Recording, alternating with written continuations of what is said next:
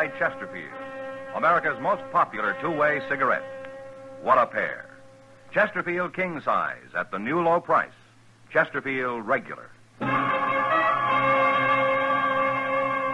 Around Dodge City and in the territory on West, there's just one way to handle the killers and the spoilers, and that's with a U.S. Marshal and the smell of Gunsmoke.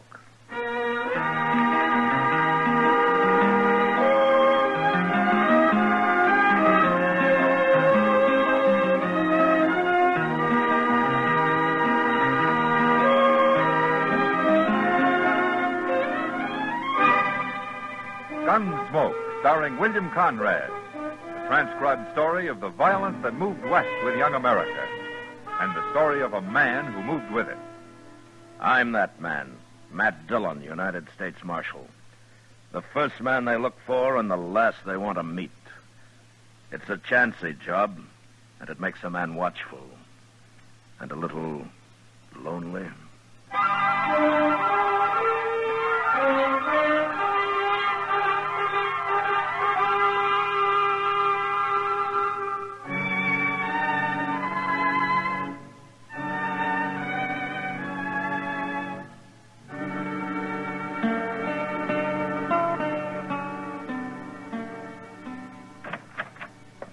Good morning, Matt. Chester. Hello, Doc. Well, what are you doing up so early, Doc? Early? It's almost noon. Well, that's early for some people. Oh, early for some people. I didn't come here to get into any personal arguments, Matt. I want to borrow one of your shotguns. Borrow a shotgun? Who do you think you are, Doc Holliday? All righty, I've asked you nice. Now I'll just help myself.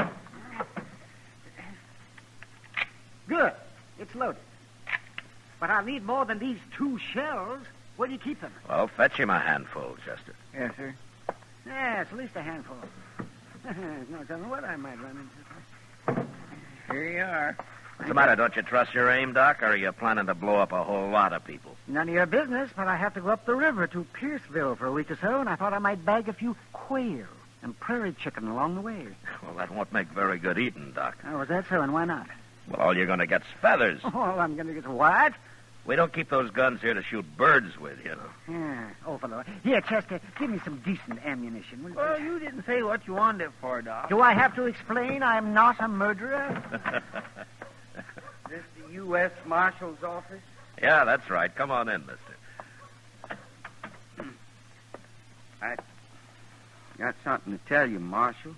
Okay. First, you better say my name. It's Emmett Dooley. All right, Dooley. Now, for what I got to tell you. I've been skinning hides, Marshal, working for a buffalo hunter named Culprit. You know him? No, I don't. Well, there was this Culprit and his partner Faber and me and the cook. Nobody knows the cook's name. We just call him the cook. And we was camped up the Arkansas River at Turkey Bend. You know where that is? Yeah, I know. Well, sir, Culprit, he broke out some whiskey night before last, and we all took to drinking it. And, Marshal, it's a bad thing, but when I drink whiskey, I get kind of senseless. Well, most men do, Dooley. Not like me. I go crazy wild. You won't believe it to look at me, Marshal, but I'm a dangerous man when I'm drinking whiskey. I see. Well, what happened the other night? That fella Faber I was telling you about? Yeah? I killed him, Marshal. You did? Yes, sir. I shot and killed him. I don't know why I did it, except that I was senseless drunk on that whiskey. I don't even remember doing it, Marshal, but when I come to next morning, them other fellas told me about it. They'd already buried him. They showed me his grave. Poor old Faber. I feel awful bad I did it. Dooley, most men, when they kill somebody, don't come tell the law about it. Why did you? I never killed nobody before, Marshal, and I can't have shooting Faber on my mind. I had to come. Well, where are the rest of these people? Culprit and the cook. Ooh, they went off onto the prairie somewhere hunting buffalo. I got no idea where they are. Well, you going to hang them, Marshal? No, I don't hang men. Then what I come here for? You the law, ain't you? Look, Dooley, nobody gets hung before they get tried. And I can't send you up for trial unless I see the body of the man you killed. But I told you, Marshal, it was Faber I killed. Okay, it was Faber, but I got to testify that a crime has been committed, and the law reads I can't do that without seeing the body. You calling me a liar? No, I'm not calling you a liar. Then I don't understand none of this. Well, don't you worry about it, Dooley. I'll take care of it. How? I'll ride out to Turkey Bend and find the grave. Oh, I wouldn't do that, Marshal. No, sir, not in this weather. Well, I don't have to bring him into Dodge, Dooley. I can leave him buried there. Oh. Oh, well, I'll go with you. No, you won't. It's a bad enough trip as it is. You don't like me because I'm a murderer. I like you fine, Dooley. I mean... Chester, will you lock him up?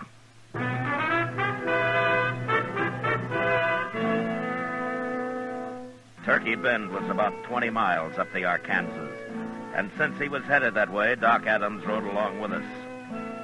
We reached the campsite about mid-afternoon, but it took us another hour to find the grave. There was no marker on it. And in fact, only the color of the fresh-turned earth made it possible to find it all. Chester and I did the shovel work, and Doc did the examining. What's he taking so long for, Mr. Dillon? Oh, Doc's slow, Chester, but he doesn't miss much. Well, what's there to miss? He's just a shot man. I mean, a Doc-shot man.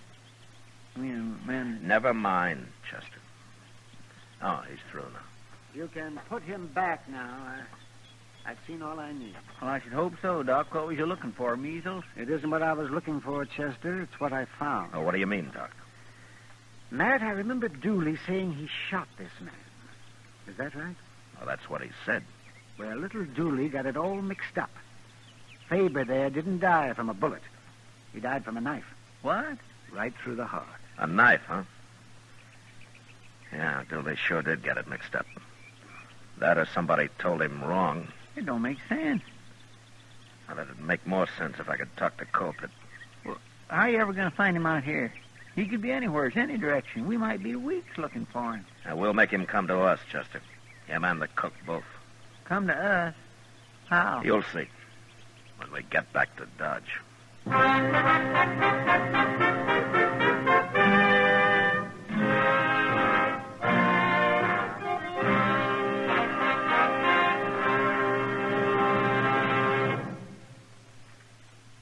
Almost 100 years ago, Charles Kingsley wrote that tobacco is a lone man's companion, a bachelor's friend, a hungry man's food, a sad man's cordial, a wakeful man's sleep, and a chilly man's fire. These words describe what Chesterfield means to millions of smokers today. You and I smoke for relaxation, for comfort, for satisfaction.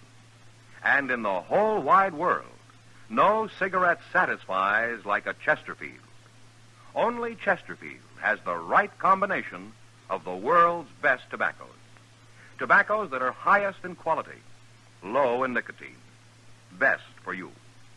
Get a carton of Chesterfield today. Chesterfield Regular. Chesterfield King Size.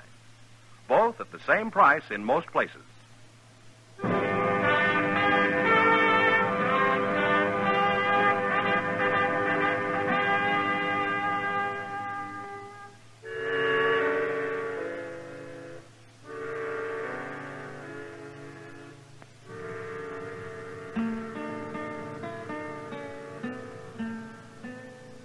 Bring him in, Chester. Come on, Dooley.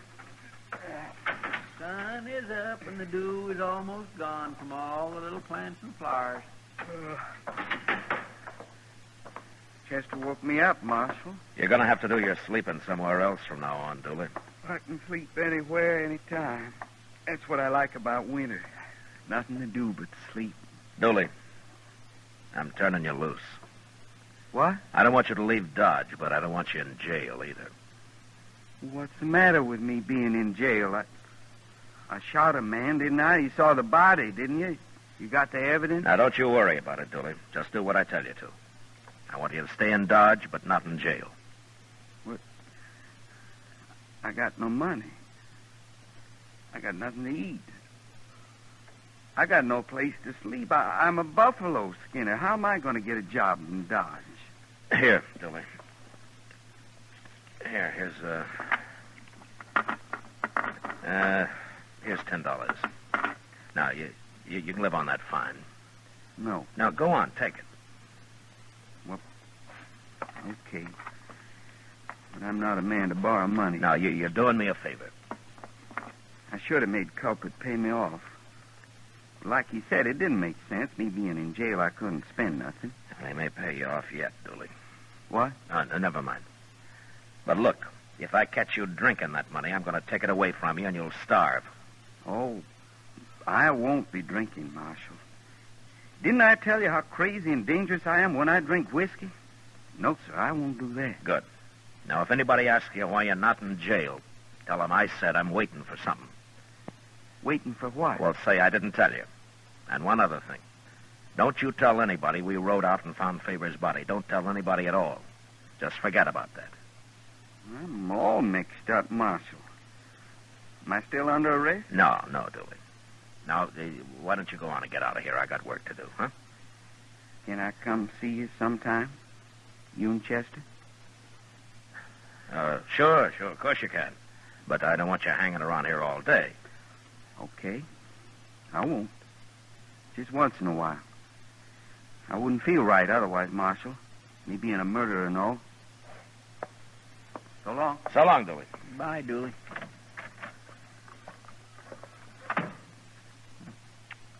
Mr. Dillon? What, Chester?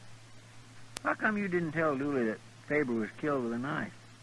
He's still thinking he shot him, the poor little cuss. I know. I'm sorry I have to do it this way, but word will get around. It'll get clear out onto the prairie, even.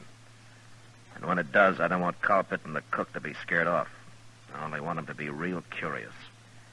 So curious they'll come to Dodge and start asking questions. Well, what good'll that do? Well, we'll find out when they get here, Chester.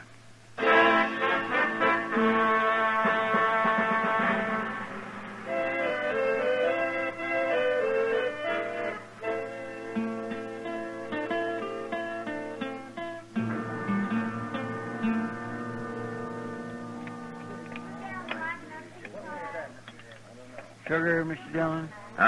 No, thanks, Chester. No, sir, I didn't mean need you on some. I meant I wanted some. Oh, yeah. Thank you. This coffee's mighty black tonight. Chester, you know, sugar's not going to change the color of the coffee. No, sir, but it sure sweetens it up. Yeah. Well, look at there. It's Dooley. Huh? Oh, Dooley. Well, sit down. Have a cup of coffee, huh? Well, ain't you going to say hello, Dooley? I can't stand it no more. You gotta help me. Oh, what's the matter, Dooley? What's troubling you? 2 days.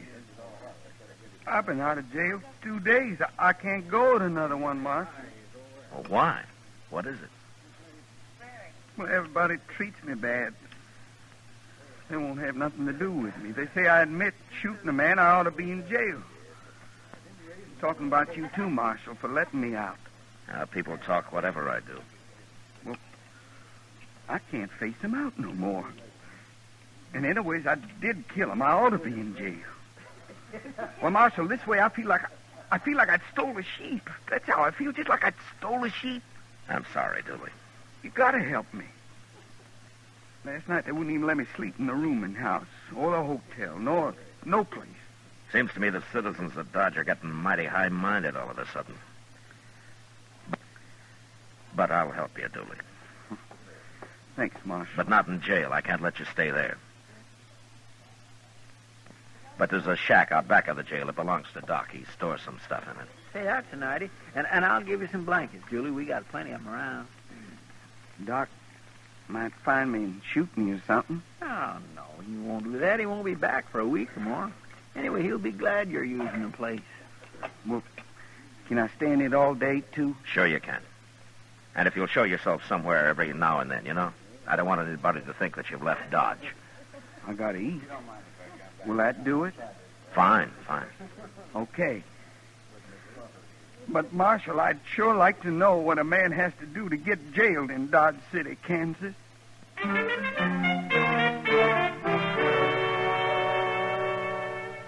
I don't know what Dooley did to pass the time, but for the next few days he hid day and night in Doc's shack back of the jail and came out only to eat a meal in a restaurant now and then.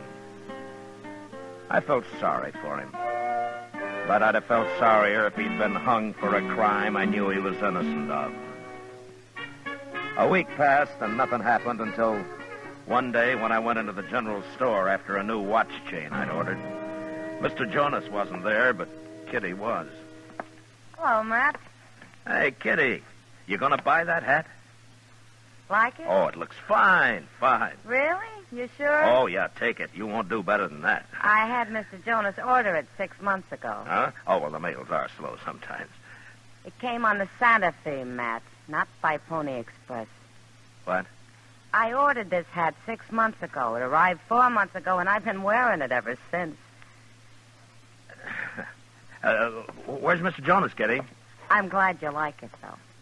He's out back trying to sell somebody a new wagon. Huh? Oh, well, that's a bigger item than my watch chain. I better come back tomorrow. Wait, here he comes now. Wagon you can buy, mister. I guarantee you'll never have any trouble with it. It's too expensive. What's the matter with them Conestoga people? They raise their prices every year. I'll tell you what I'll do. If I don't sell that wagon by noon tomorrow, you can have it $50 off. You mean that? You have my word, noon tomorrow. Well, I'm camped down on the river, right where the cottonwoods begin. Supposing you drive it out there at noon. No. If you want it, you'll have to pick it up here. I got only one man in my camp, my cook. That's why I asked. Where are the rest of your men? Dead or gone. But I'll be picking up a new crew before I head out again. Hey, you shouldn't have any trouble finding hide skinners around here.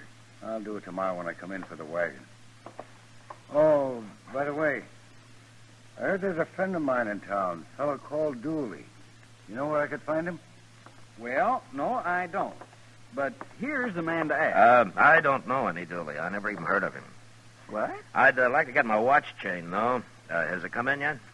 Well, yes, but We've been waiting half an hour, Mr. Jonas. Aren't you ever going to be through with him? Don't get in a fret, lady. He's through now. See you at noon tomorrow, storekeeper. Sure. Oh, thanks, Kitty. Sure, Matt.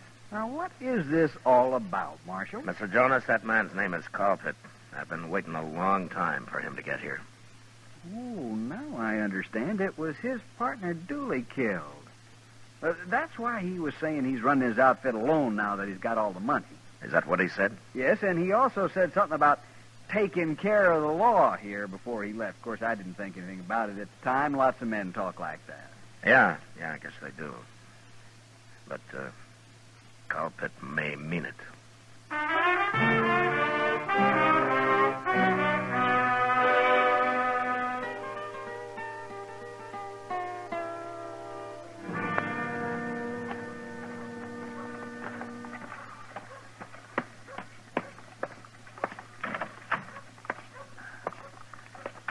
Oh, hello, Doc. When'd you get back? Oh, a couple of hours ago, man.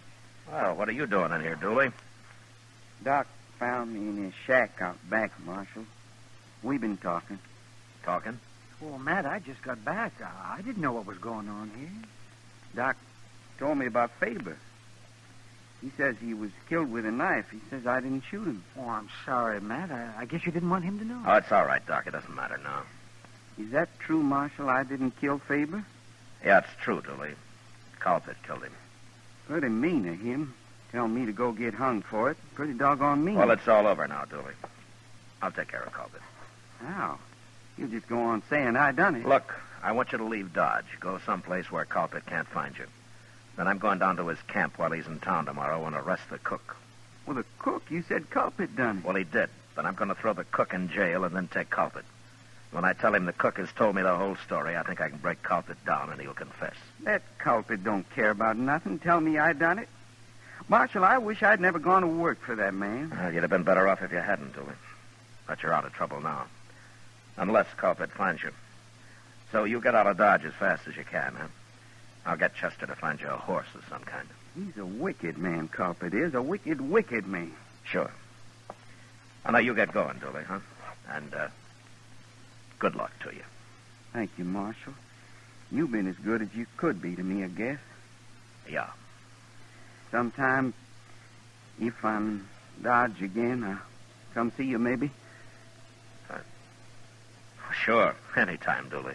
I'll be glad to see you. Well, so long. So long, Marshal.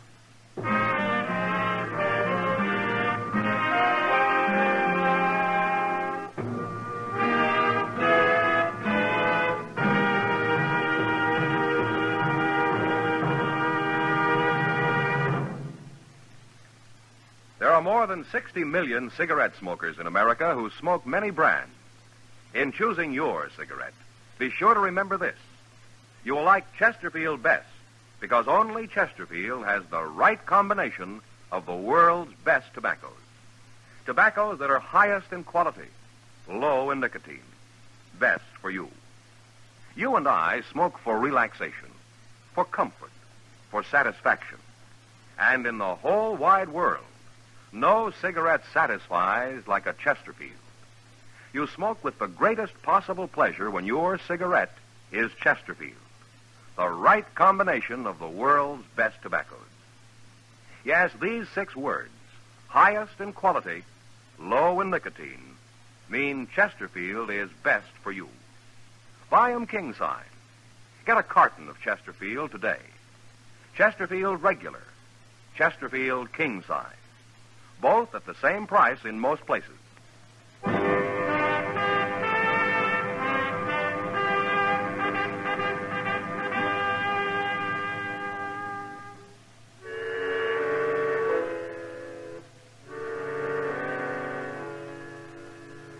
I gave Chester $10 to buy Dooley a mount with, but he couldn't find much of a horse for that.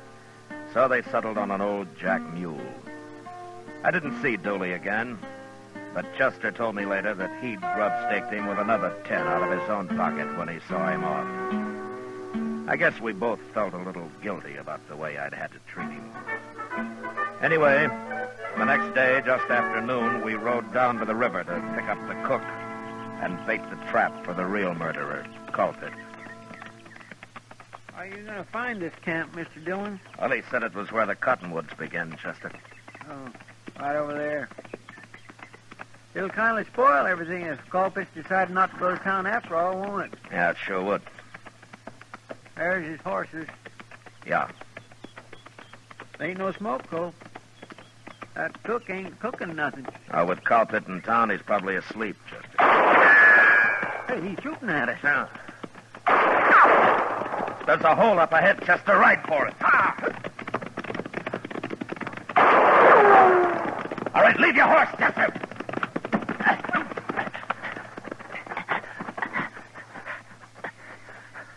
I told you Culprit didn't go in town, Mr. Dill. Culprit's a buffalo hunter, Chester. He couldn't miss at that range with his eyes closed. That's the cook. What's the cook shooting at us for? Well, I'll ask him. What's the matter with you? You drunk? I'm drunk. I'm crazy wild drunk. It's Dooley. Dooley, stop it. It's Marshal Dillon and Chester. I know who it is. I'm going to kill you, too. Kill us, too? I don't kill Culprit and the cook with a sharp rifle, and I'm going to kill you. Culprit was lying about me killing Faber. I never killed nobody in my life before, but I'm starting now. Oh, what's that $10 I give him? He must have gone and drunk it up. Yeah. Dooley, I know you're drunk, but we're going to sit here in this hole till you sober up. Do you hear me? I ain't going to sober up. I'm going to kill people. You can't stay drunk forever. We'll wait you out. Come on out of there. Come on out, I tell you. You're wasting ammunition, Dooley. You can't hit us here. Then I'm coming after you. I'm going to walk right up there and shoot you. No. No, Dooley, don't do it. I'll have to kill you if you try it. Here I come, Marshal. Don't do it, Dooley. I'm going to kill everybody. I'll get over there as far as I can, Mr. Dillon. Then we can both jump him. I sure hate to, but we can't let him kill us. No, Chester, it's my job. I'll do it. All right, stay down now. You can't get away from Dooley. Nobody can. Throw your hat in the air, Chester. He'll look at it for just a second. Yes, sir.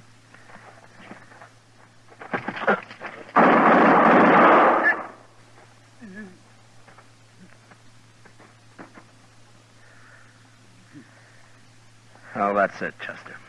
Come on.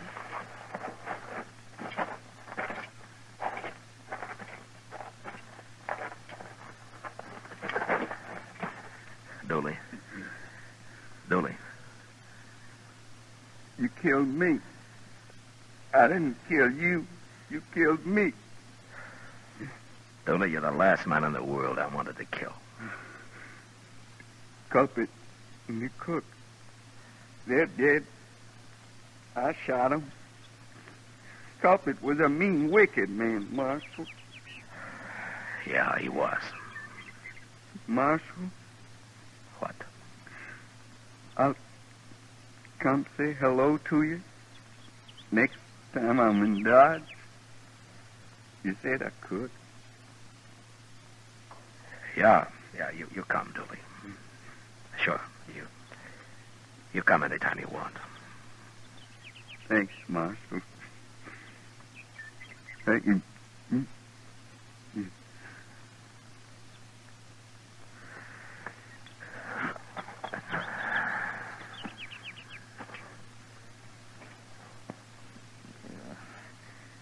Oh, Mr. Dillon,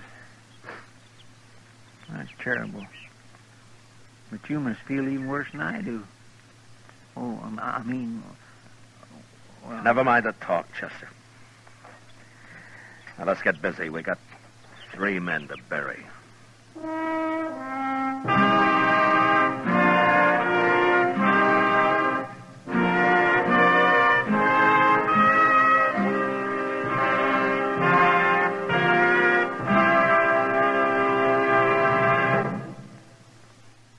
Like 'em filtered? Like 'em king size? Then for you, this is it. King size L&M filters at the same low price as L&M regular. Both have the miracle tip for the effective filtration you need. Yes, it's the filter that counts, and L&M has the best. You get much more flavor, much less nicotine, a light and mild smoke. Buy L&M filters, just what the doctor ordered. It's America's highest quality and best filter tip cigarette. Buy a carton, king size or regular, both at the same low price.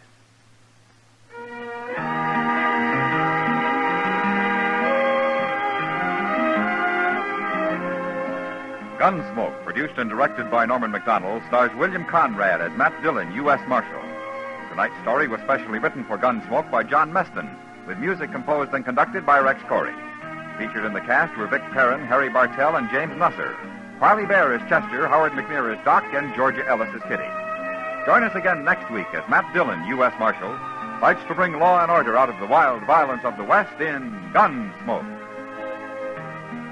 Listen to Dragnet Radio at its new time, a half hour earlier, Tuesday night on another network. And remember, next week at this same time, Chesterfield will bring you another transcribed story of the Western frontier on Gunsmoke. Over the CBS Radio Network.